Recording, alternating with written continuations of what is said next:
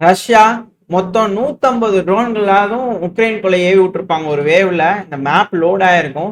10ஆம் தேதி நம்மளோட நேரப்படி அதிகாலை வந்து பாத்தீங்கன்னா ரெக்கார்ட் பண்ணிட்டு இருக்கும்போது வரக்கூடிய தகவல்கள் நீ எந்த அளவுக்கு இம்பாக்ட் ஆயிருக்கு அப்படிங்கிற தகவல்கள்லாம் வரலான ஹெவியான ட்ரோன் பிரசன்ஸ் உக்ரைனோட கிழக்கு பகுதிகளில் வந்து பார்த்தீங்கன்னா ஹெவியா இருக்கு அப்படிங்கிறதுல புரிஞ்சுக்க முடியும். இந்த மேப்ல பார்க்கும்போது ஃபுல் கிழக்கு பகுதியும் வந்து பாத்தீங்கன்னா ரஷ்யாவோட ட்ரோன் டாமினன்ஸ்குள்ள இருக்கு. குறைஞ்சது 150 ட்ரோன்களாவது இருக்கும். இதுல 20 ட்ரோன்களாவது வந்து பாத்தீங்கன்னா தாக்குதலை ஏற்படுத்தி இருக்கலாம். அதுவும் உக்ரைனோட கேபிட்டலான கீவ்ல தாக்குதல் பண்ணதுனால பவர் கட் ஆயிடுச்சு கீவ் அப்புறம் டின்ப்ரோ. ஸோ இந்த பகுதிகள்லாம் கரண்ட் இல்லை அப்படிங்கிறது போல உக்ரைன் தரப்பு வந்து மீடியாக்கள் வீடியோ பார்க்கும்போது வந்து பார்த்தா அதெல்லாம் பப்ளிஷ் பண்ணிட்டு இருக்காங்க. ஸோ ஹெவியான அட்டாக் ரஷ்யா உக்ரைன் மேல நடத்திட்டு இருக்காங்க. அதுவும் டார்கெட் ட்ரோன்கள்லாம் ஒடசா பகுதியை பந்தாடிட்டு இருக்கு. இந்த வீடியோ பதிவுகள்லாம் வருது. ஹெவியான அட்டாக் ஒடசா ரீஜன்ல தொடர்ந்து நேத்திக்கு இன்னைக்கு தொடர்ந்து அட்டாக் 9, 8, 10ஆம் தேதி அதிகாலை தொடர்ந்து அட்டாக் நடந்துகிட்டே இருக்கு. ஒடசா பகுதியில் இருக்கக்கூடிய கேஸ் ஸ்டேஷன், டிரான்ஸ்போர்டேஷன் சிஸ்டம், அதுக்கப்புறம் வந்து பார்த்தீங்கன்னா அட்மினிஸ்ட்ரேஷன் பில்டிங்னு பல பகுதிகளிலும் அட்டாக் நடந்துட்டு இருக்கு. ஹெவியான டேமேஜ் எனர்ஜி ஃபெசிலிட்டி மேல நடந்திருக்கிறதா உக்ரைன் தரப்புல ஸ்டேட்மெண்ட்ஸ் வந்துட்டு இருக்கு. வீடியோ பதிவுகள்லாம் வருது. இதுல தீயணைக்கும் வீரர்கள்லாம் ரொம்ப அதிக அளவுல எக்ஸாஸ்ட் ஆயிட்டாங்க. ஒரே நாள்ல 9 இடங்கள்ல வந்து பாத்தீங்கன்னா ஒரு ஒரு பகுதிகளில் இந்த ஒடசா பகுதி, இந்த டொனஸ்க் பகுதிங்கெல்லாம் ஹெவி அட்டாக் நடக்குது இல்லையா. ஸோ ஒரு நாள்ல 9 தடவை வந்து பாத்தீங்கன்னா அந்த இடத்துல அட்டாக் நடக்கும்போது கால்ஸ் வருதான்.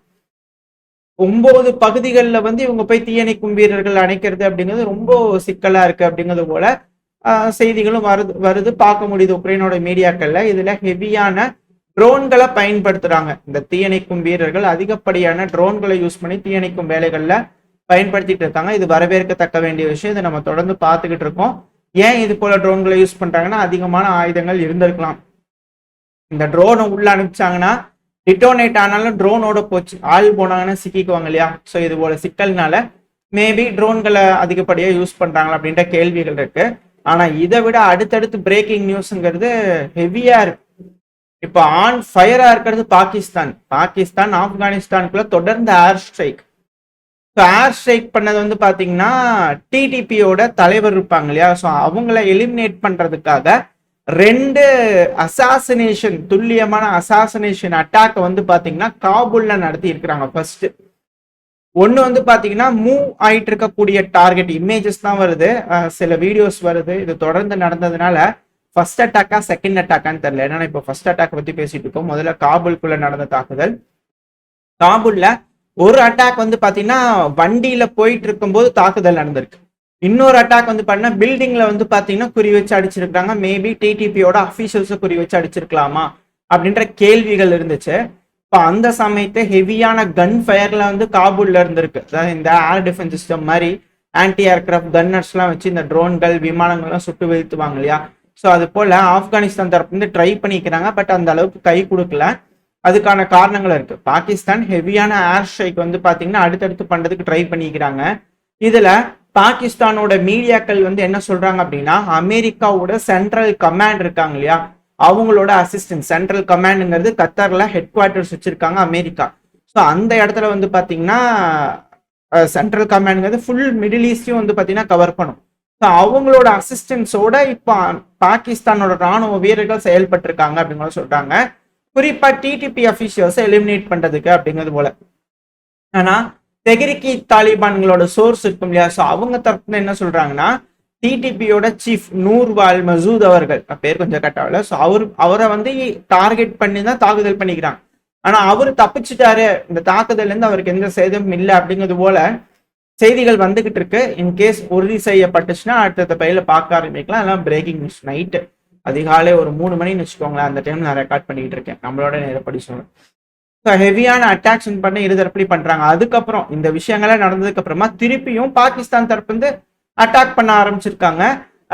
பக்கீட்டா அப்படின்னு ஒரு ரீஜன் இருக்கு ஆப்கானிஸ்தான்ல. அதுல மார்கா அப்படின்ற ஒரு பகுதியில் இருக்கக்கூடிய மார்க்கெட்ல வந்து பாத்தீங்கன்னா தாக்குதல் நடந்துருச்சு அப்படிங்கிற செய்திகள் வந்துகிட்டு இருக்கு. அடுத்தது தாலிபான்களோட ஸ்ட்ராங் ஹோல்டான கோஸ்ட் பகுதிகளில் தாக்குதல் பண்ணிக்கிறாங்க பாகிஸ்தான். தாலிபான்கள் மேலேயும் கை வச்சிருக்காங்க, டிடிபி மேலேயும் கை வச்சிருக்காங்க. அடுத்து ஜலால்பாத் பகுதியிலேயே வந்து பாத்தீங்கன்னா தாக்குதல் நடந்திருக்கு ஆப்கானிஸ்தான்ல அப்படிங்கிற செய்திகள் வந்துகிட்டு இருக்கு.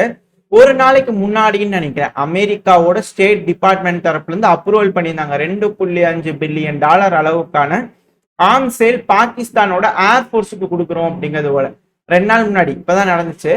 ஸோ அந்த ஆயுதங்கள்ல வாங்கி வச்சு இப்போ துல்லியமான தாக்குதல்கள் பண்ணியிருக்காங்க. இது போல வருதுன்னு தெரிஞ்சாலே நம்ம புரிஞ்சுக்கலாம். ஏன்னா இதுக்கான காரணங்கள் இருக்கு. அடுத்தடுத்து பார்க்கும்போது செய்திகள் உங்களுக்கு தெரிய வரும்.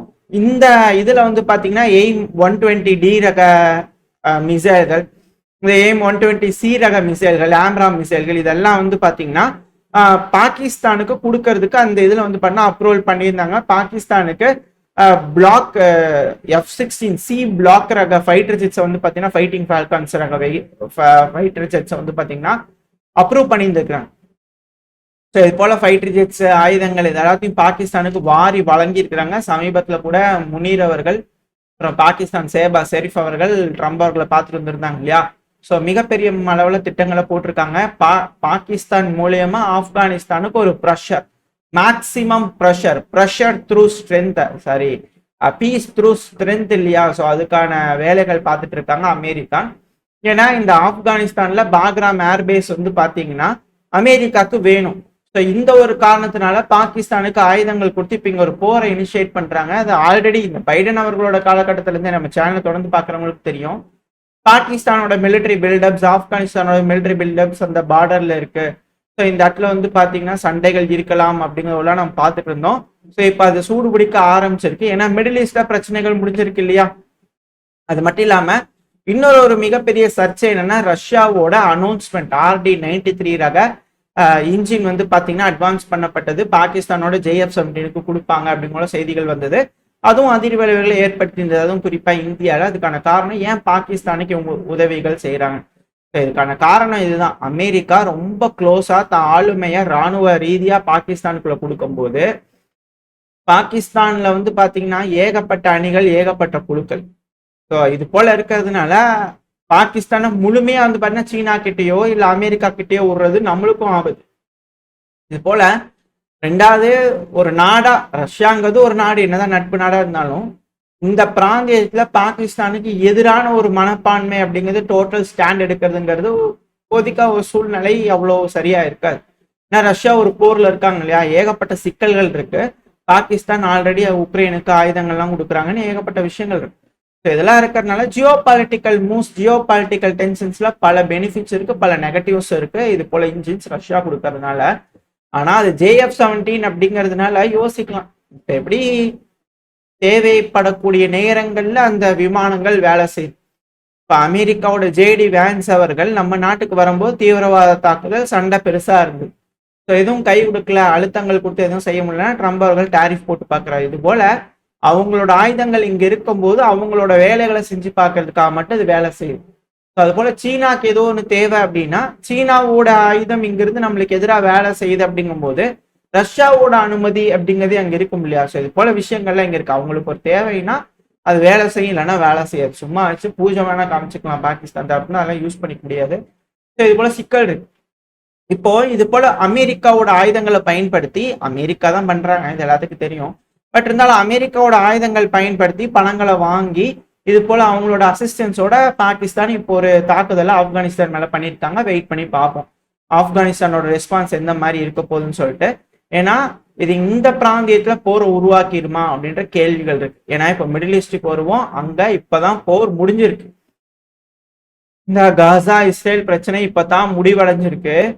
இதுக்கு உடனே இங்க ஆரம்பிச்சிட்டாங்களா அப்படின்ற கேள்விகள் இருக்கு. அது மட்டும் இல்லாம இப்ப வரக்கூடிய செய்திகள் நம்ம ஆல்ரெடி இதோட சின்ன அப்டேட்ஸ் வந்து பாத்தீங்கன்னா செந்தில் டிகோச்ல போட்டிருப்போம். இப்போ அதோட லைன் அப் அப்டேட்ஸ், இந்த பீஸ் டீல்ல வந்து பாத்தீங்கன்னா இது ப்ராப்பரா நடக்குதா இல்லையான்றது மேற்பார்வை பார்க்கறதுக்கு அமெரிக்கா 200 ராணுவ வீரர்களை காசா பகுதியில டிப்ளாய் பண்ணுவாங்க. சீஸ்ஃபயர் கரெக்டா நடக்குதா இல்லையா அப்படிங்கிறது போல. இதுல அமெரிக்காவோட படைகள் வந்து பாத்தீங்கன்னா ஆல்ரெடி டிப்ளாய் ஆக ஆரம்பிச்சான் இருக்காங்க. ஆல்ரெடி இருந்தவங்க தான். இந்த ஒரு ஸ்டிக்கர் ஓட்டினாங்கன்னா பிரைவேட் ராணுவம், எடுத்துட்டு அமெரிக்காவோட கொடி ஓட்டினாங்கன்னா அமெரிக்கா ராணுவம் இல்லையா. ஸோ இப்போ அவங்க வந்து பாத்தீங்கன்னா அங்க காசா பகுதியில் இருக்க போறாங்க. இப்போ என்ன பிரச்சனை, அமெரிக்காவோட படைகள் காசால இருக்கும். இதுக்கு மேல இஸ்ரேலோட படைகள் முழுவதும் வாபஸ் வாங்கிடுவாங்க.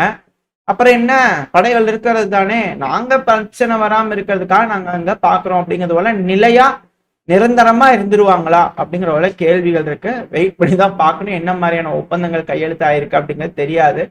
நடக்கிறத வச்சு நம்மளே புரிஞ்சுக்கலாம். அடுத்தது ட்ரம்ப் அவர்களோட ஸ்டேட்மெண்ட். ஏன்னா நெத்தன்யாகு அவர்கள் வந்து பாத்தீங்கன்னா போஸ்டே போட்டாரு, ட்ரம்ப் அவர்களுக்கு நோபல் பீஸ் பிரைஸ் கொடுங்க அப்படிங்கிறது போல. இப்ப இந்த விஷயங்கள்லாம் அடுத்தது. இப்ப இதுல என்னன்னா, ட்ரம்ப் அவர்கள் வந்து பாத்தீங்கன்னா அவர் கொடுக்கக்கூடிய ஸ்டேட்மெண்ட், அதாவது இந்த சண்டை நடந்திருக்கு இல்லையா, இதுல இந்த 2 வருஷத்துல வந்து பாத்தீங்கன்னா 70,000க்கும் மேற்பட்ட மக்கள் ஹமாஸ் தரப்பு வந்து இழப்புகள் சந்திச்சிருக்காங்க அப்படின்னு சொன்னாங்க. அவங்கள சிவிலியன்ஸ், பாலஸ்தீன் மக்கள், ஹமாஸ் தரப்புல இருந்து இல்ல, பாலஸ்தீன் மக்கள். ஆனா ஒரு சைபரை குறைச்சு சொல்றாரா அப்படின்ற கேள்விகள் இருக்கு. இந்த சைபரை இங்க குறைச்சிட்டு அந்த சைபரை கொண்டு போய் ரஷ்யா கிட்ட ஆட் பண்ணிடுறாரு ட்ரம்ப் அவர்கள் அப்படிங்கிறவங்க அனலிஸ்ட் வந்து கருத்துக்கள் இருக்கு. வெயிட் பண்ணி பார்ப்போம். ஏன்னா ரஷ்யா இழப்புகள் அப்படிங்கிறது ஜாஸ்தியா காட்டுறாரு, பாலஸ்தீன் இறப்புகள் அப்படிங்கிறது கம்மியா காட்டுறா அப்படின்ற குற்றச்சாட்டுகள் பல அனலிஸ்ட் வந்து வந்துகிட்டு இருக்கு. எது எப்படியோ போர் சொல்லக்கூடிய கருத்துக்களை உங்ககிட்ட கொடுத்தாச்சு, நீங்க தான் அலசி ஆராய்ஞ்சு எது சரி எது தப்பு அப்படிங்கிற முடிவுகள் எடுத்துக்கணும். இதுல இன்னொரு விஷயம் என்னன்னா, இவர் பேசினதுல நிறைய விஷயம் பேசினாரு, இதுல நான் சில விஷயங்கள் மட்டும் சொல்றேன். அதாவது ஈரான் மேல தாக்குதல் பண்ணோம் இல்லையா, அது ரொம்ப ரொம்ப முக்கியம் இந்த காசாவோட அக்ரிமெண்ட் கையெழுத்தாகிறதுக்கு அப்படின்னு சொன்னாங்க. ஈரானுக்கும் காசாக்கும் ஹமாஸுக்கும் சம்பந்தமே இல்லை, இது கத்தாருக்கும் ஹமாஸுக்கும் தான் சம்பந்தம் அப்படிங்கிறதோட பல வகையான விஷயங்கள் நம்ம சேனல்ல மேற்கு மீடியாக்கள் சொல்லக்கூடியதை நம்ம பார்த்துருப்போம். பட் இருந்தாலும் எது எப்படியோ இவர் இப்படி சொல்றாரு, ஸோ நம்ம நம்பிக்க வேண்டியதான். அது மட்டும் இல்லாம அடுத்த சொல்லக்கூடிய விஷயம் தான் இதுல இருக்கக்கூடிய ஹைலைட். அதாவது நம்ம ஈரான் இருக்கிறாங்க இல்லையா, அவங்களோடையும் இணைஞ்சு வேலை செய்யணும். அதாவது அந்த நாட்டை ரீபில்டு பண்றதுக்கான அவங்களோடையும் வேலை செய்ய வேண்டியது இருக்கு, பேசுவோம் அவங்க கிட்டயும் அப்படிங்கிறது போல ட்ரம்ப் அவர்கள் சொல்றாரு. ஸோ ஆப்கானிஸ்தான்ல பாக்ராம் பேஸ் வச்சுட்டு, இந்த பக்கத்துல வந்து பாத்தீங்கன்னா அர்மேனியால ட்ரூப்ஸை வச்சுட்டு, இப்ப இஸ்ரேல்ல இருந்து சிரியா வழியா வந்து பாத்தீங்கன்னா பெரும்பான்மையான அந்த தெற்கு பகுதிகள் கட்டுப்பாட்டுக்குள்ள எடுத்துட்டு, இப்ப ஈராக்கும் ஓரளவுக்கு கட்டுப்பாட்டுக்குள்ள கொண்டு வந்துட்டாங்க அப்படின்னா, ஈரானை முழுவதும் சுத்தி வளைச்சது மட்டும் இல்லாம பிரிக்ஸோட அந்த வர்த்தக பாதை, இந்த நாடுகளோட கனெக்டிவிட்டி, இது எல்லாத்தையும் சீர்குலைக்கிறதுக்கு ஒரு அருமையான பிளான் அமெரிக்கா கிட்ட இருக்கு. ஒன்ஸ் ஆப்கானிஸ்தான்ல பாக்ராம் ஏர்பேஸ்ல வச்சுட்டாங்கன்னா கண்டிப்பா பிரிக்ஸ் நாடுகளுக்கு அது அழுத்தம். ஸோ ஆப்கானிஸ்தான் என்ன மாதிரியான ரெஸ்பான்ஸ் பண்ண போறாங்க இந்த தாக்குதலுக்கு, இப்போ ஈரானோட பேசுறான் இருக்கா இல்லையா ட்ரம்ப் அவர்கள், அது எந்த மாதிரி இருக்க போகுது அப்படிங்கிறத வெயிட் பண்ணி பார்க்கலாம். ஏன்னா இதெல்லாமே series of events, connected events, geopolitical moves. அது மட்டும் இல்லாம சமீபத்துல ரஷ்ய அதிபர் விளாடிமிர் புட்டின் அவர்கள் நெத்தன்யாகு அவர்களோட போன் பேசினாங்க அப்படிங்கிறத நம்ம பார்த்தோம் இல்லையா. இதுல என்னன்னா, இஸ்ரேல் தரப்புல இருந்து சொன்னதா சொல்லப்பட்டது. இஸ்ரேல் வந்து ரஷ்ய அதிபர் விளாடிமிர் புட்டின் அவர்கள்ட்ட நெத்தன்யாகு அவர்கள் சொல்லிக்கிறார், அதாவது நீங்க ஈரான் கிட்ட சொல்லிருங்க, நாங்க இதுக்கப்புறம் அவங்களோட சண்டை பிடிக்கிறதுக்கு விரும்பல, இன்னொரு சண்டை வேண்டாம் அப்படிங்கிறது போல சொல்லிருங்க அப்படிங்கிறதோட வந்து பாத்தீங்கன்னா புட்டின் அவர்கிட்ட கன்வே பண்ணதா செய்திகள் வந்துட்டு இருக்கு, இஸ்ரேலோட மீடியாக்கள் தரப்புன்னு வந்துகிட்டு இருக்கு.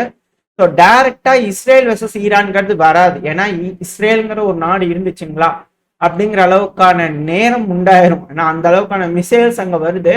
இழப்புகள் ஹெவியா இருந்தனாலதான் இஸ்ரேல் இருந்தாங்க, இல்லைன்னா இவங்களோட ஏர் ஸ்ட்ரைக்லாம் என்ன மாதிரி நடக்குது, இவங்களோட டாமினன்ஸ் என்னங்கிறத காமிக்கலாம் பார்த்தாச்சு. இதெல்லாம் வச்சு பார்க்கும்போது ஈரான் கிட்ட அவ்வளவு லேஸ்ல விட்டு கொடுத்துட்டு இருக்க மாட்டாங்க. அந்த அளவுக்கு இழப்புகள் இருந்ததுனாலதான் அவங்க கம்முன்னு இருக்காங்க. ஸோ பீஸ் த்ரூ ஸ்ட்ரென்த்ங்கிறது ஈரான் நிரூபிச்சிருக்கிறாங்க இந்த மிடில் ஈஸ்ட்ல. ஸோ அது தொடர்ந்து நடக்குமா, இதுக்காக தான் அமெரிக்கா எல்லா இடத்துலயும் வந்து பாத்தீங்கன்னா கட்டம் கட்டுறதுக்கு அர்மேனியா இந்த பக்கத்துல வந்து பாத்தீங்கன்னா ஆப்கானிஸ்தான் அப்படிங்கலாம் யோசிக்கிறாங்களா அப்படின்ற கேள்விகள் இருக்கு. அது மட்டும் இல்லாம இப்போ ட்ரம்ப் அவர்களோட அந்த லைனா ஸ்டேட்மெண்ட்ஸ் வருது இல்லையா, ஸோ அந்த ஸ்டேட்மெண்ட்ல கத்தர், எஜிப்த், துருக்கி இந்த 3 நாடுகளுக்கும் தலைவர்களுக்கும் ரொம்ப ரொம்ப நன்றி, இந்த 3 நாடுகளோட தலைவர்கள்னாலதே இந்த அவுட்கம் வந்திருக்கு அப்படின்னு சொல்லியிருக்கிறாரு. ஸோ இவங்க தான் அழுத்தங்கள் கொடுத்தவங்களா அப்படின்ற கேள்விகள் சில அனலிஸ்ட் வந்து இருக்கு. எது எப்படியோ மிடில் ஈஸ்ட் பிரச்சனை ஓரளவுக்கு முடிவுக்கு வந்திருக்கு. இதனால பாலஸ்தீன் மக்களுக்கு பாலஸ்தீன் அப்படிங்கிற ஒரு நாடு கிடைச்சிருக்கு. மேற்கு நாடுகள் அதை அங்கீகாரம் பண்ணிக்கிறாங்க. இதுக்கப்புறம் படைகள் யாருது வேணா இருக்கலாம், பட் ஆனா அவங்க நிம்மதியா வாழ முடியுதா, அந்த மக்களுக்கு தான் அந்த பகுதியா, இல்ல ட்ரம்ப் அவர்கள் ஒரு திட்டம் வச்சிருந்தாரே அது போல ஏதாவது எக்ஸிக்யூட் ஆகுமா, என்ன நடக்க போன்றது வெயிட் பண்ணி பார்த்தலாம். ஓரளவுக்கான தகவல்கள் இந்த பையில பார்த்துருப்போம்னு நினைக்கிறேன்.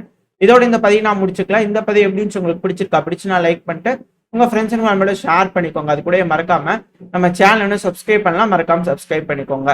இந்த பதிவு நல்லா இருக்குன்ற நம்பிக்கையில் அடுத்து போய் உங்க சந்திக்க. Very stay safe, by.